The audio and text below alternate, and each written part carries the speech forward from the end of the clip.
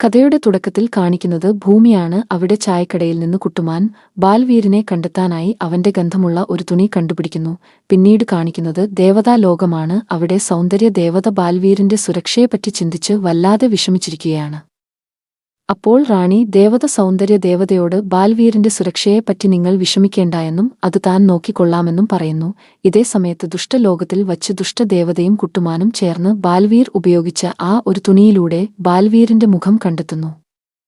പിന്നീട് മനുവും മഞ്ജുവും സ്കൂളിൽ നിന്ന് തിരിച്ചു വീട്ടിൽ വന്നപ്പോൾ അവർ എല്ലാവരോടും ബാൽവീരിന്റെയും സ്കൂളിൽ സംഭവിച്ച കാര്യങ്ങളും പറയുന്നു. അപ്പോഴാണ് മനുവിന്റെയും മഞ്ജുവിന്റെയും കൊച്ചച്ഛനായ റോക്കി വീട്ടുകാരോട് വഴക്കിട്ട് മരത്തിന്റെ മുകളിൽ കയറി ഇരിക്കുന്നത്. വീട്ടുകാരെല്ലാം റോക്കിയോട് താഴെ ഇറങ്ങാൻ പറയുകയാണ്. എന്നാൽ അവൻ താഴേക്ക് ഇറങ്ങാൻ സാധിക്കുന്നുണ്ടായിരുന്നില്ല. അവരുടെ കൂടെയുണ്ടായിരുന്ന ബാലു അവിടെ നിന്ന് മാറി നിന്ന് ബാൽവീറായി റോക്കിയെ സഹായിക്കാൻ അങ്ങോട്ടേക്ക് വരുന്നു.